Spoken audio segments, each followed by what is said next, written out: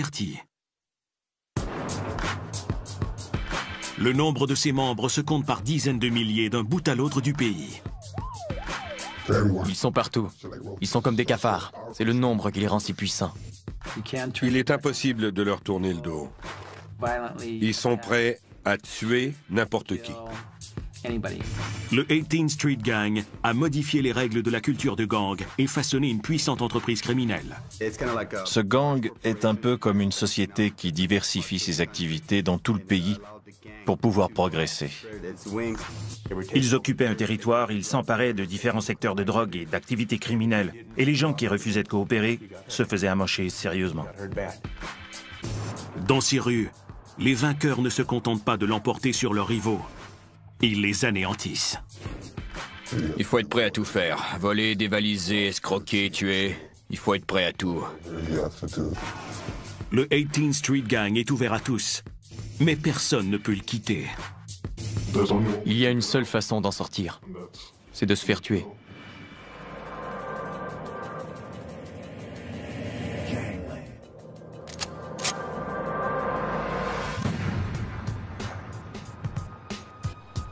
Los Angeles, le 4 septembre 1994. À l'ouest du centre-ville, dans le quartier Westlake, deux tueurs embusqués attendent leur cible. À la faveur de l'obscurité, ils font le guet et préparent leurs armes, des AK-47. C'est une de ces ruelles typiques de Los Angeles. Un passage où il y a à peine assez d'espace pour une voiture. Un des hommes, Juan Termite Romero, est un soldat prometteur dans une clique du 18th Street Gang appelée les Columbia Little Psychos.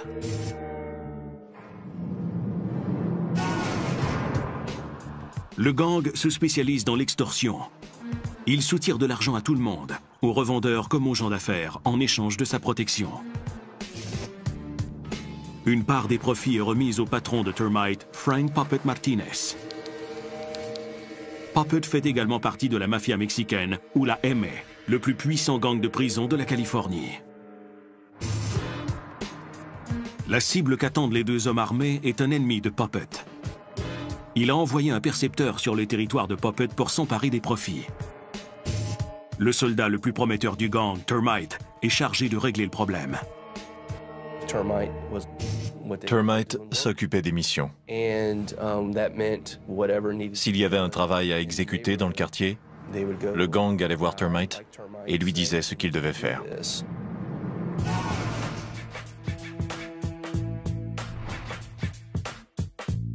L'audace et la violence impitoyable du 18th Street Gang lui ont permis de s'imposer à Los Angeles. Ce gang, majoritairement composé de latinos, compte environ 20 000 membres. C'est le plus important réseau criminel du comté de Los Angeles. Il est 2 fois plus important que le MS-13 qui arrive bon deuxième. Le 18th Street Gang est le groupe numéro 1 dans le comté de Los Angeles. Il est le plus audacieux et le plus notoire.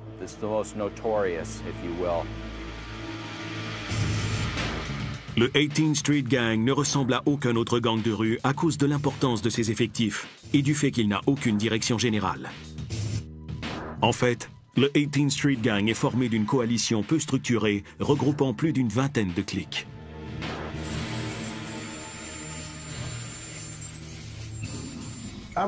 Sa structure rappelle davantage une fédération qu'une hiérarchie. Ces cliques portent des noms tels que Hoover Locos, Chateau Park Locos et Columbia Little Psychos. Les membres du 18th Street Gang s'identifient selon leur quartier. Ils choisissent le nom de leur clique d'après la rue ou le quartier où ils vivent. Chaque groupe fonctionne de façon autonome et chacun est dirigé par un chef de clique.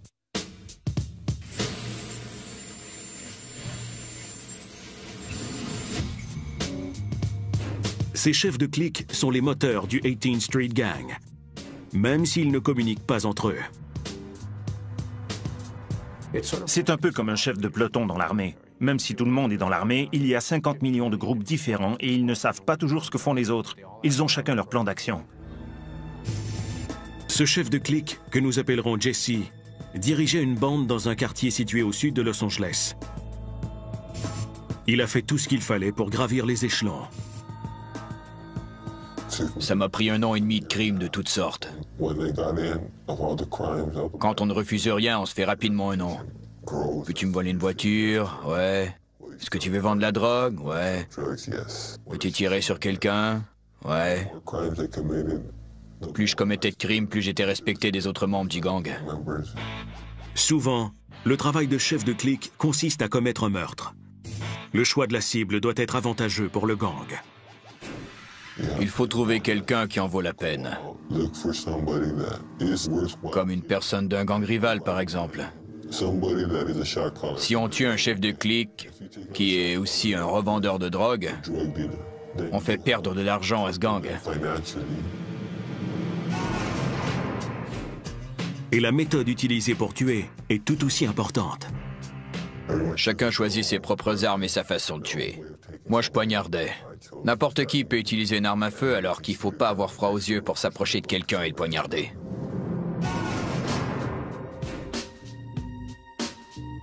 Les cliques qui composent le 18th Street Gang génèrent ensemble plusieurs millions de dollars par année grâce à la vente de fausses cartes d'identité, au vol de voitures, à l'extorsion, ainsi qu'au trafic d'armes et de stupéfiants. Chaque groupe a tendance à se spécialiser dans un type d'activité criminelle. Certaines cliques sont très impliquées dans la fabrication et la vente de drogue. Il y a aussi des cliques du 18th Street Gang qui ne font qu'extorquer de l'argent aux gens d'affaires de leur secteur. Ils ont partagé le gâteau et ils comptent les uns sur les autres. Cette mentalité de diviser pour régner a permis au gang de se développer et d'étendre son influence. Un décrocheur qui se fait appeler Javier est entré dans le gang à l'âge de 15 ans. Il se rappelle que son initiation a été pénible. Il s'est fait tabasser pendant 18 secondes. Ça a été horrible. Mais après tout, c'était ce que je voulais. Ne plus en sortir. Mener cette vie. Oscar, qui porte aussi un nom d'emprunt, est un ancien membre haut placé d'un gang rival. Il a passé 20 ans de sa vie à combattre le 18th Street Gang. Ils doivent mériter leur galon. Ils doivent tuer des gens. On peut être un soldat, mais si on veut progresser, il faut le mériter. Le fait d'être membre comporte certains privilèges, car le 18th Street Gang est un des réseaux criminels les plus redoutés au pays. La peur suscite le respect, ce que tout membre de gang veut obtenir. Quand on est membre du 18th Street Gang, on a plus de crédibilité dans la rue. Tout le monde a peur de nous. Pourquoi? Parce que si on est attaqué, tout le gang va s'en mêler. La perspective d'avoir du pouvoir et de l'argent incite certains soldats à gravir les échelons jusqu'au sommet, et ce à n'importe quel prix. Pour avoir de l'argent, j'aurais frappé une grand-mère en plein visage. J'aimais ce genre de vie.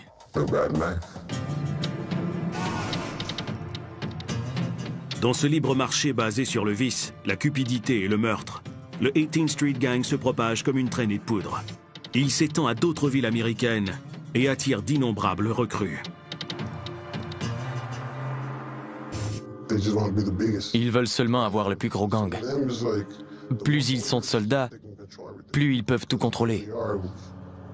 Le nombre est tout ce qui compte. Le territoire et le nombre de membres sont aussi ce qui préoccupe Juan Termite Romero lorsqu'il attend sa cible à Westlake. Vers minuit, une voiture entre dans la rue étroite. Elle est conduite par l'homme qu'attendait Termite, Carlos Truco Lopez. Lorsque Truco s'approche lentement de la sortie, Termite et son compagnon, tous deux armés de AK-47, mettent en joue les occupants de la voiture. Quand ils ont vu Truco s'approcher, ils ont ouvert le feu avec leur AK-47. Le message est clair. Ce quartier nous appartient et on le garde.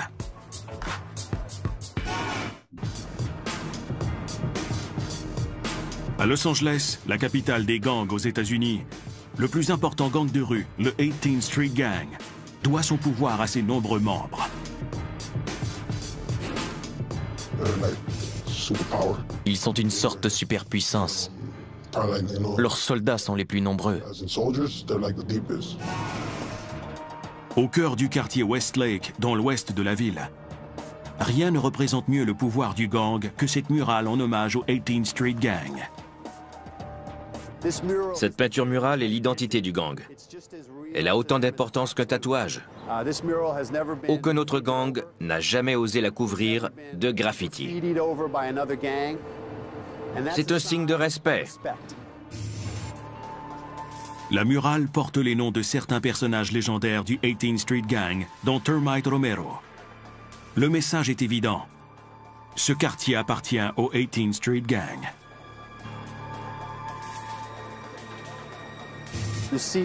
Elle retrace l'histoire de gens qui ont voulu venir dans ce pays ou qui ont été forcés de quitter leur patrie. Ils ont formé un gang. Et dans ce gang, ils ont trouvé le bonheur, la tristesse, la joie, la violence et finalement, la prison et la mort. Au début, le 18th Street Gang n'est rien de plus qu'une petite bande de marginaux.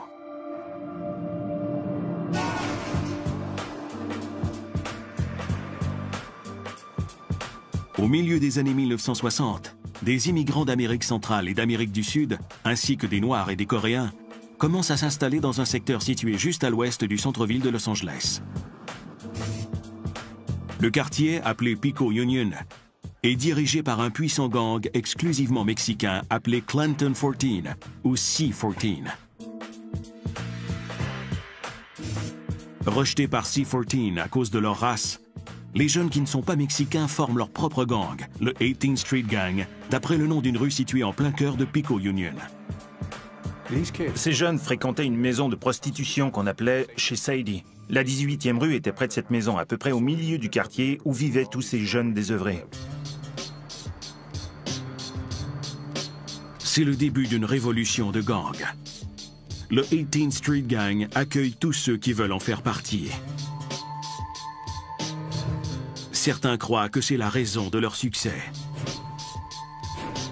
Le gang s'est organisé en tenant compte de toutes ces cultures, de toutes ces ethnies. Et ces éléments lui ont donné l'élan nécessaire pour devenir un gang très important. Ils en ont fait un groupe redoutable. Comparativement à la plupart des autres gangs, leurs critères d'admission sont très souples. Qu'ils puissent parler l'anglais ou non n'a pas d'importance. Pour eux, ce sont des soldats. Avec le temps, le 18th Street Gang devient assez important pour tenir tête à ses rivaux. Ils se sont impliqués dans de nombreuses batailles. Ils ont porté le niveau de violence à un point tel qu'ils ont fini par être connus comme le gang le plus violent de Los Angeles. Au cours des années 1970, le nombre de membres du 18th Street Gang augmente régulièrement. Puis au cours des années 1980, il grimpe en flèche.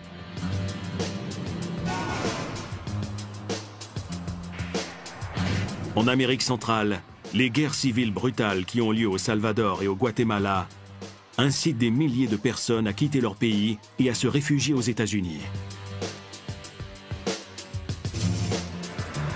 Le quartier Pico Union est envahi par de nombreux immigrants. Le 18th Street Gang considère les adolescents qui viennent d'arriver comme des recrues potentielles et les accueille à bras ouverts. Leurs parents avaient plusieurs emplois. Ils partaient au travail tout le matin et les jeunes restaient seuls à la maison. Dans la rue, des membres du 18th Street Gang ont commencé à leur payer des trucs et à leur dire qu'ils pourraient avoir de l'argent eux aussi, s'ils faisaient partie du gang. Le 18th Street Gang permet à ces jeunes immigrants d'avoir une identité dans leur nouveau pays. Mais le gang exige beaucoup plus en retour. Ils savaient que ces jeunes n'avaient nulle part où aller. Alors ils leur faisaient croire n'importe quoi. Ils disaient « Je peux te faire gagner de l'argent, je peux t'offrir un endroit où vivre. » Et le jeune disait « Vraiment? Que faut-il que je fasse? Tu n'as qu'à faire partie de mon gang, d'accord ?» Le 18th Street Gang est probablement le gang qui s'est développé le plus rapidement. La politique d'accueil du 18th Street Gang s'étend même aux enfants. Certains ont à peine 11 ans. Ils étaient surnommés l'armée des enfants, car le gang tentait de recruter des membres jusqu'à l'école primaire. Le nombre de membres du 18th Street Gang augmente sans cesse. Les bandes étendent leur influence à d'autres quartiers de Los Angeles, intégrant des territoires qui appartenaient jadis à leurs rivaux. C'était comme une guerre éclair. Ils occupaient un territoire, ils s'emparaient de différents secteurs de drogue et d'activités criminelles, et les gens qui refusaient de coopérer se faisaient amocher sérieusement. Oscar, un membre haut placé d'un gang rival, est témoin de la croissance incroyable du 18th Street Gang.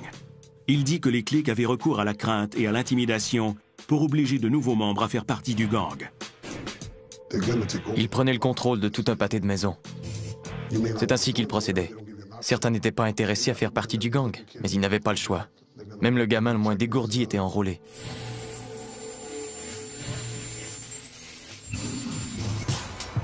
En 1990, le 18th Street Gang est un des gangs les plus importants et les plus meurtriers du comté de Los Angeles. C'est avant tout une question de peur et d'intimidation. Ils sont dangereux, surtout parce qu'ils sont très nombreux. Si on habite dans le quartier et qu'on se querelle avec l'un d'eux, on se retrouve avec 100, 200 ou 500 membres du gang sur le dos. Mais l'autonomie des nombreuses cliques du 18th Street Gang ne plaît pas au plus puissant gang de prison de la Californie, la mafia mexicaine ou la MA. La mafia mexicaine tentait de contrôler les gangs hispaniques du sud de la Californie. Plusieurs acceptaient de se soumettre parce qu'ils craignaient la mafia. La mafia mexicaine inflige des châtiments violents à ceux qui refusent d'obéir à ses ordres. Quand ces individus se retrouvent en prison, ils savent qu'ils sont attaqués si on en donne le feu vert.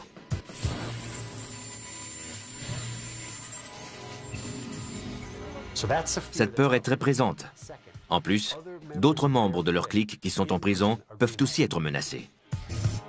Ils reçoivent des appels ou des lettres de leurs camarades en prison qui leur disent « Dépêche-toi de payer, fais quelque chose. Sinon on va nous battre ou nous tuer. » En 1992, la mafia mexicaine convoque un sommet avec des représentants du 18th Street Gang. L'enquêteur Richard Duran est informé de cette rencontre qui est secrètement enregistrée sur bande vidéo. Cette rencontre a été menée par les membres de la mafia mexicaine afin d'établir certaines lignes directrices dans les quartiers. La mafia ordonne à chaque équipe du 18th Street Gang de lui verser désormais des redevances sur les profits réalisés dans la rue. Elle les informe également qu'ils doivent expulser les Noirs de leur rang et abandonner les fusillades au volant d'une voiture. Il s'était produit un incident. L'enfant d'un membre de la mafia mexicaine avait été tué lors d'une fusillade au volant. Cet ordre est venu de la mafia qui a dit « Pour tuer quelqu'un, vous allez devoir vous en approcher ». Les représentants du 18th Street Gang qui assistent au sommet prennent la décision qui s'impose. Ils acceptent les conditions de la mafia mexicaine. Mais en pratique, toutes les cliques ne respectent pas les nouvelles règles. Peu d'entre elles expulsent les Noirs. Et selon un chef de clique, les tueurs trouvent des moyens de contourner l'interdiction concernant les fusillades au volant. Il suffit de mettre un pied dans la rue. On peut ouvrir la porte et poser un pied dans la rue et ce n'est plus une fusillade au volant d'une voiture. On peut tirer sur tout le monde et repartir. Cette entente apporte cependant un avantage au 18th Street Gang. Il est plus respecté dans la rue. Je peux obtenir tout ce que je veux car ils savent que je n'ai qu'à prendre le téléphone et dire « J'aime pas ce gars-là, il faut faire quelque chose. » Et bang, son cas est réglé. Au milieu des années 1990, le 18th Street Gang s'est tellement développé qu'il s'étend au-delà des limites du comté de Los Angeles. C'est surtout parce que des familles ont déménagé ailleurs. Les gens qui étaient membres du gang à Los Angeles ont continué à l'être dans la ville où ils se sont retrouvés. Le 18th Street Gang se propage partout aux États-Unis, alors que des membres du gang déménagent dans le Midwest, dans le Sud et sur la côte Est. Les tentacules du 18th Street Gang ont atteint certains endroits aussi improbables que Omaha dans le Nebraska, Nashville dans le Tennessee et Baltimore. Des endroits qu'on n'associerait pas normalement à des gangs de rue du comté de Los Angeles.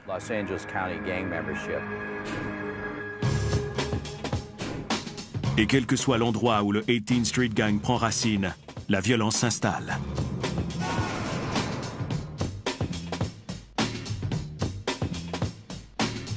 Vadnais Heights, au Minnesota, le 9 avril 2006.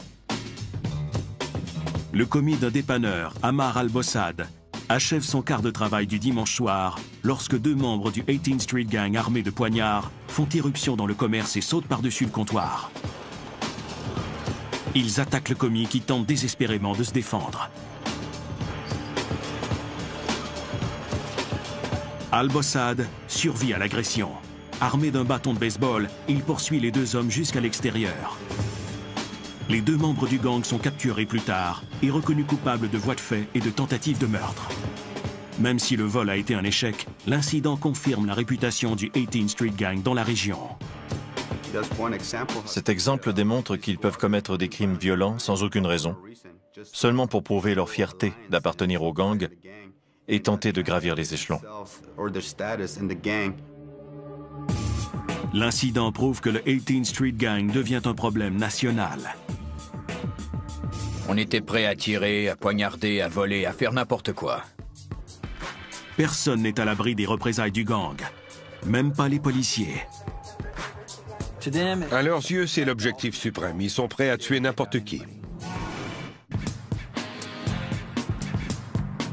Dans le monde interlope de Los Angeles, le respect est d'une importance primordiale. Les membres du plus important gang de rue de la ville, le 18th Street Gang, arborent fièrement les symboles de leur gang.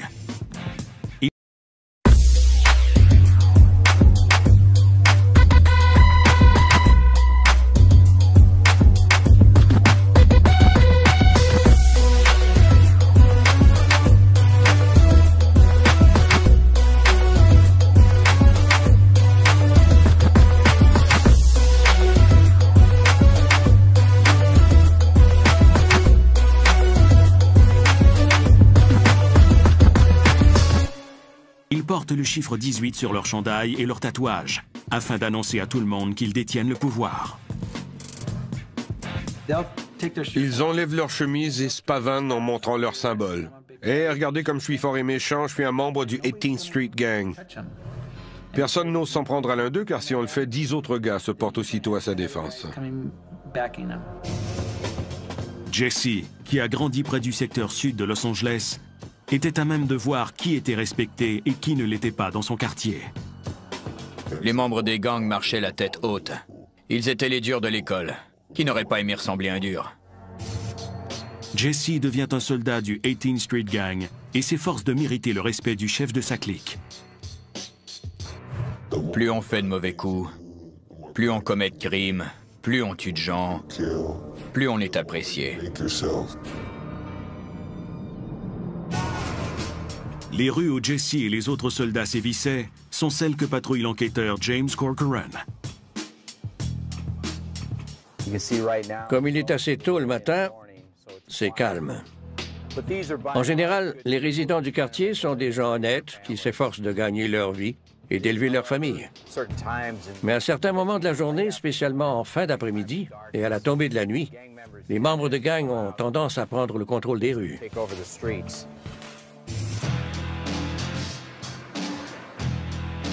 Les graffitis du 18th Street Gang se retrouvent partout. Des variantes du chiffre 18 sont les inscriptions qu'on voit le plus souvent. On peut voir 2 S pour Southside, le chiffre romain 18 ici, puis ST pour Street. Il a déjà été biffé par un gang rival, ce qui peut annoncer des problèmes. On est actuellement à l'arrière du 500 Westlake, qui est une forteresse du 18th Street Gang. Ce secteur est contrôlé par le 18th Street Gang, en l'occurrence la clique CLCS, les Columbia Little Psychos. Comme vous pouvez le voir, il y a un B pour Barrio, une flèche pointée vers le bas pour revendiquer le quartier et aussi un 18. Les policiers ne connaissent que trop bien les moyens que les membres du 18th Street Gang sont prêts à utiliser pour se faire un nom et être respectés.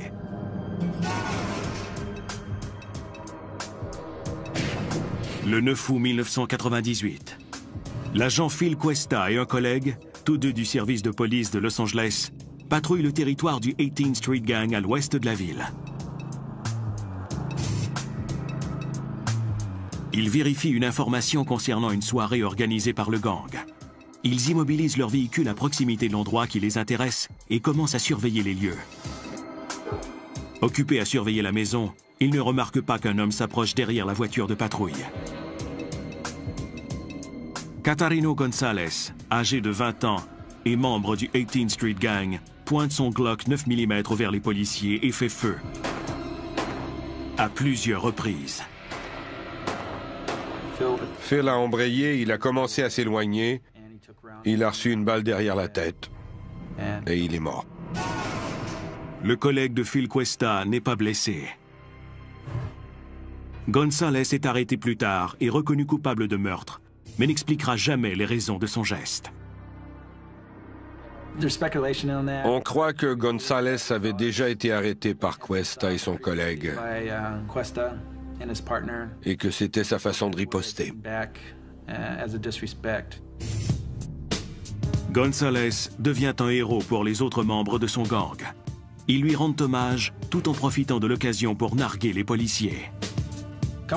2 ans plus tard, à l'approche de l'anniversaire de la mort de Phil Cuesta, le 18th Street Gang a fait toutes sortes de graffitis pour montrer son mépris envers le service de police de Los Angeles.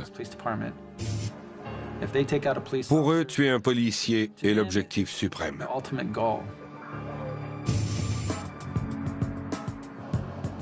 Les membres du 18th Street Gang estiment que le quartier leur appartient et qu'ils doivent le défendre jusqu'à la mort. Jesse dit que sa bande interceptait les autres jeunes qui s'aventuraient sur son territoire. On allait voir quelqu'un et on lui demandait à quel quartier il appartenait et s'il avait des problèmes avec notre gang. S'il répondait quelle importance, on prenait ça comme un manque de respect.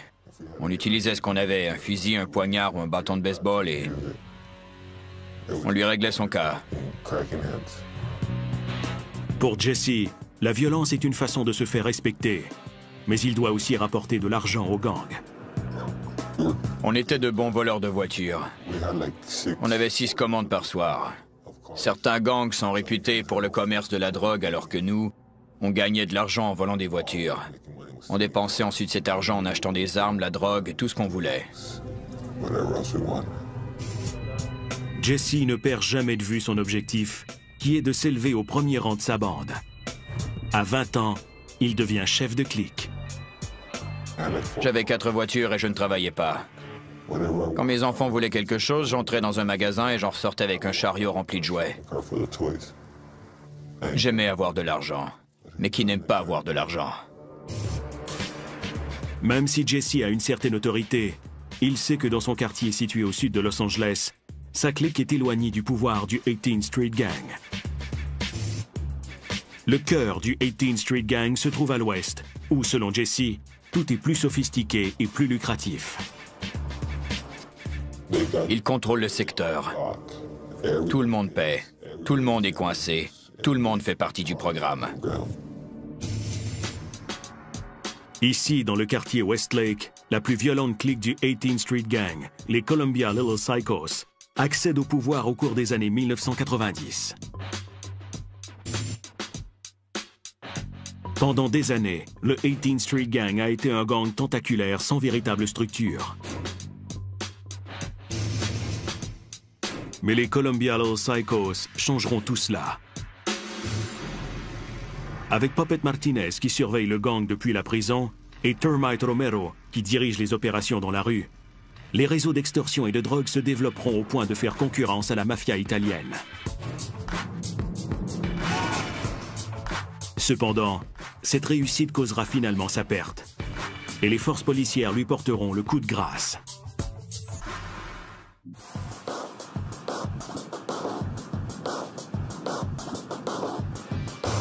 Au milieu des années 1990, le 18th Street Gang est devenu un vaste réseau criminel, plus puissant que tous ses rivaux de Los Angeles.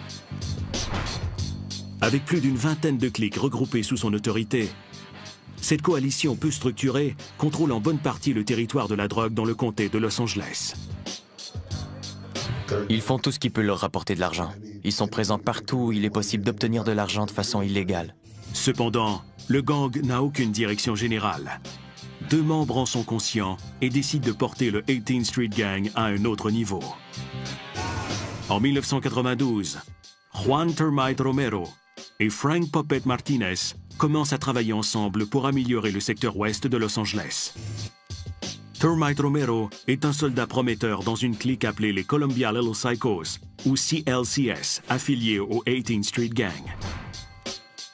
Puppet Martinez est un membre haut placé de la mafia mexicaine, un gang de prison qui contrôle également les activités des Little Psychos. Les Little Psychos sont menacés lorsqu'un des rivaux de Puppet tente de mettre la main sur ses profits. Le rival de Puppet envoie un membre du 18th Street Gang, Carlos Truco Lopez, sur le territoire des Little Psychos pour s'emparer des profits réalisés dans la rue. On lui a demandé d'aller prendre l'argent qui avait été recueilli. Il y avait une querelle derrière tout ça. Et Puppet a dit « ça ne se passera pas comme ça ». Le soir du 4 septembre 1994, Termite et un autre individu attendent l'arrivée de Truco dans cette rue étroite du quartier Westlake.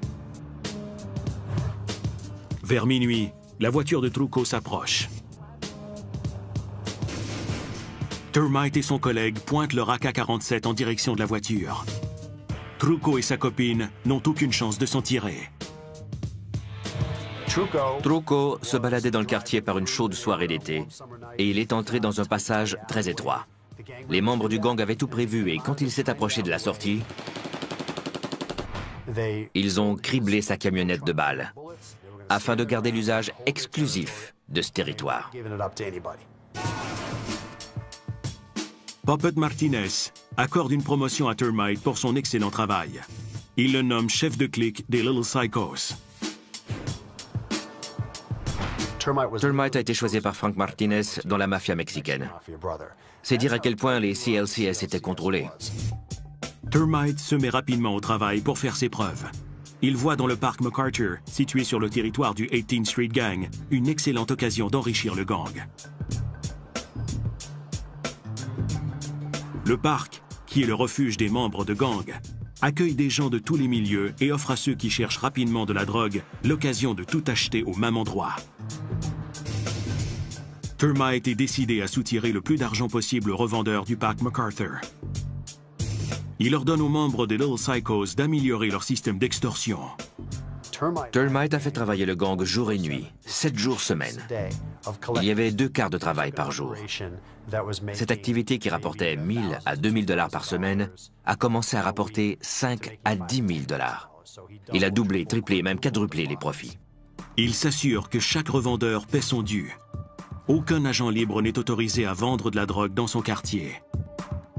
L'agent spécial du FBI, James J., explique de quelle façon fonctionnait la perception des loyers. En raison de certaines causes en cours, il a demandé à ce que son visage soit dissimulé. Ils louaient les rues aux revendeurs qui acceptaient de payer le prix le plus élevé pour obtenir les droits exclusifs de distribution dans ce secteur. Certaines rues étaient louées entre 10 000 et 12 000 $ par semaine. D'autres étaient louées pour 5 000 à 7 000 $ par semaine. Termite et son équipe rapportent un total d'environ 85 000 $ par semaine. Pour que les Little Psychos continuent à fonctionner efficacement, il établit une hiérarchie. Au sommet de la structure se trouve Puppet Martinez, qui dirige les opérations depuis la prison.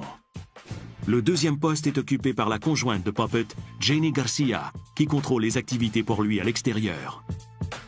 Jenny Garcia était connue comme la señora ou la patronne. Elle percevait l'argent à sa place et dirigeait son entreprise dans la rue.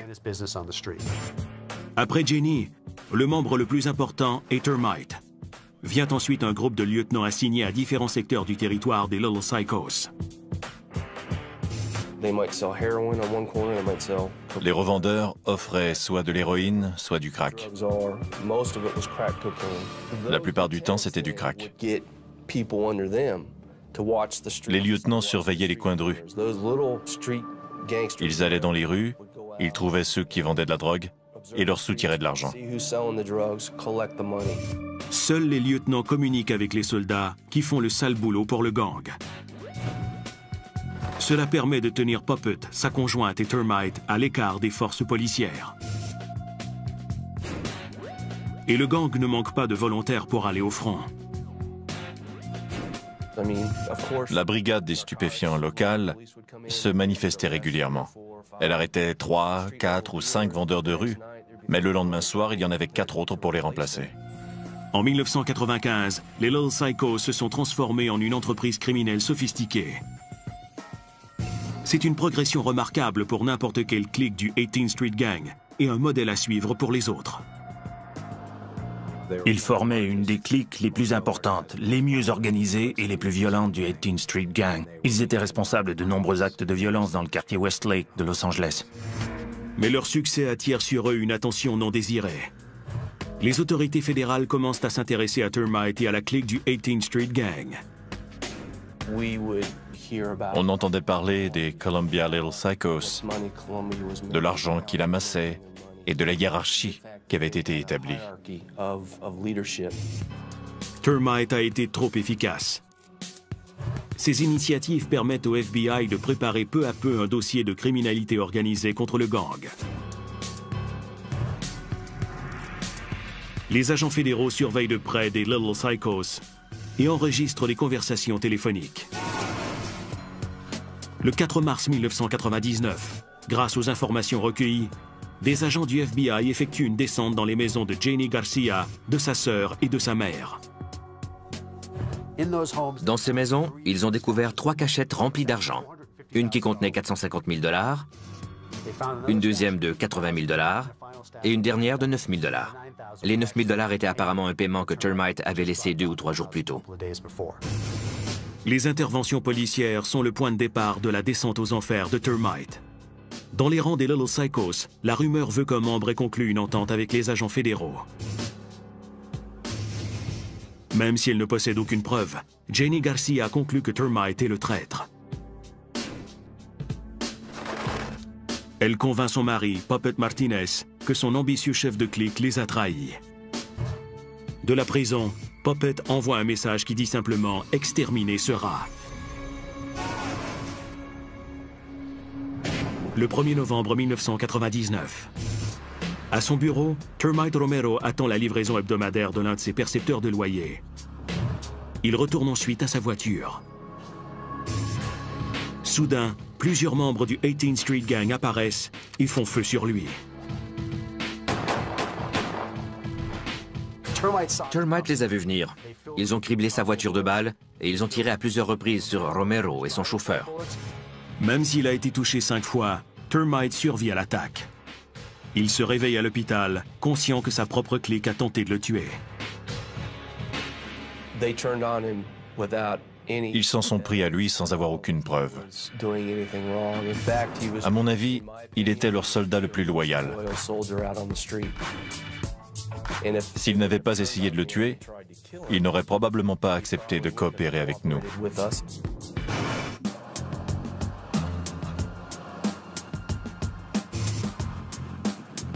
Novembre 1999. Après une tentative d'assassinat ratée contre Juan Termite Romero, chef de clique des Columbia Little Psychos, la confusion règne dans le gang.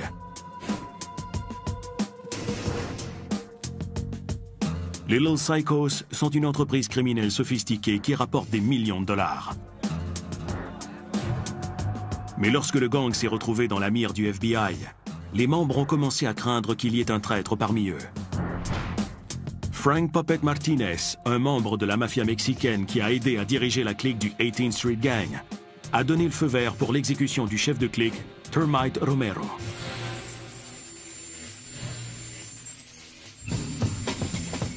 Termite a survécu à l'attaque et les autorités s'efforcent d'éviter qu'il y ait d'autres représailles. C'est à ce moment qu'on a su qu'il fallait faire quelque chose pour éviter une escalade de la violence. L'agent spécial Carl Sanford sait que Termite se rétablit au domicile d'un ami. Il obtient un mandat et procède à son arrestation. Termite est accusé de blanchiment d'argent fédéral et de trafic de stupéfiants. Termite est plus que disposé à coopérer avec les enquêteurs. Le leader de 33 ans veut se venger de son patron, Frank Puppet Martinez.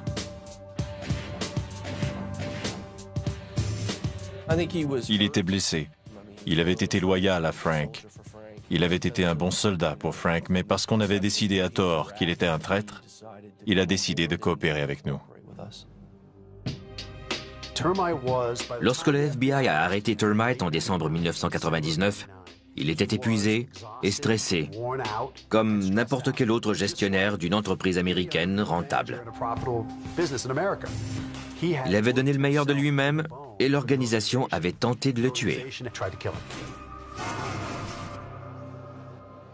Termite fournit aux autorités assez d'informations pour causer la perte des Little Psychos et de ses dirigeants.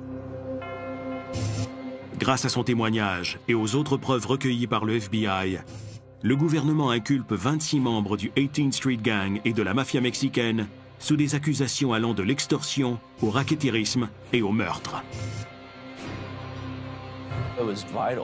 Il était crucial d'avoir quelqu'un qui connaissait le gang de l'intérieur. Non seulement quelqu'un de l'intérieur, mais un chef qui traitait à la fois avec des supérieurs et des subordonnés. Sa coopération a été inestimable. Finalement, 24 des 26 accusés sont condamnés. Plusieurs sont d'anciens membres de la clique de Termite. 2 d'entre eux sont toujours en fuite.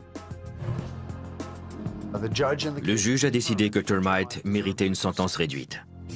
S'il a une bonne conduite en prison, il pourrait éventuellement être libéré. Les agents fédéraux ont réussi à démanteler une des cliques du 18th Street Gang. Mais ils n'engagent aucune poursuite contre les autres, en grande partie parce que personne d'autre n'a mis au point une opération semblable à celle des Little Psychos. On se débarrasse d'une clique, mais il y en a toujours une autre, et encore une autre. Ça ne finit jamais.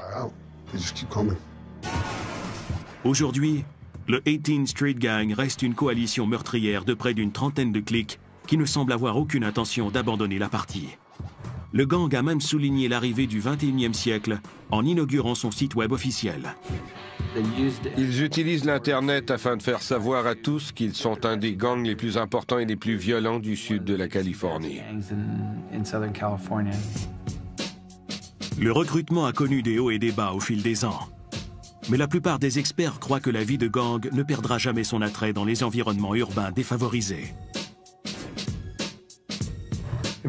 Imaginez un gamin dont le père est absent parce qu'il est en prison.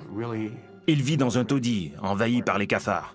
Parfois il mange, parfois il ne mange pas. Arrive alors un membre du 18th Street Gang qui lui offre 300 $ par semaine simplement pour se tenir au coin de la rue et le prévenir si la police arrive. Comment peut-on dire à ce gamin de refuser? Comment peut-on rivaliser avec ça? Certains membres du 18th Street Gang se sont éloignés du gang et poursuivent leur route seuls. Jesse, le chef de clique du secteur sud, a décidé que la vie de gang n'en valait plus la peine. Lui et sa famille vivent désormais dans la clandestinité. J'ai réalisé pour la première fois que les activités de gang étaient des conneries quand j'ai été arrêté. J'ai alors compris que les gangs ne nous donnent rien. Quand on va en prison, ils ne s'occupent pas de nous. Comme membre d'un gang, on n'a aucune assurance, pas de programme de revenus supplémentaires, pas de régime de retraite. On n'en retire rien. Mais la décision de Jesse de s'éloigner ne plaît pas à ses camarades du 18th Street Gang. Ils veulent ma mort parce que j'ai choisi d'être un citoyen comme les autres et d'abandonner la vie de gang. J'ai simplement décidé de passer à autre chose. Mais ils sont incapables de le comprendre.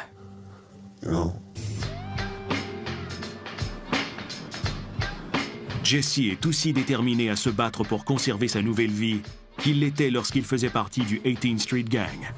Il ne fait pas mystère des mesures qu'il doit prendre pour protéger sa vie et celle de sa famille. On n'a aucun scrupule quand il s'agit de gens qui veulent nous tuer. On n'a aucune pitié. Si je meurs, mes parents vont être tristes. Si je meurs, mes enfants vont être tristes. Et qui s'occupera d'eux? Je n'aurai aucun remords à tuer des gens qui me placeraient dans ce genre de situation. Les membres de gang se renouvellent avec chaque génération. Mais la légende a immortalisé certaines personnalités marquantes du 18th Street Gang. Leurs noms sont inscrits sur ce mur et font partie de l'identité de la communauté. Environ la moitié des gens dont les noms sont sur ce mur ont été poursuivis en justice par le FBI et condamnés, ou ont été tués par d'autres gangs.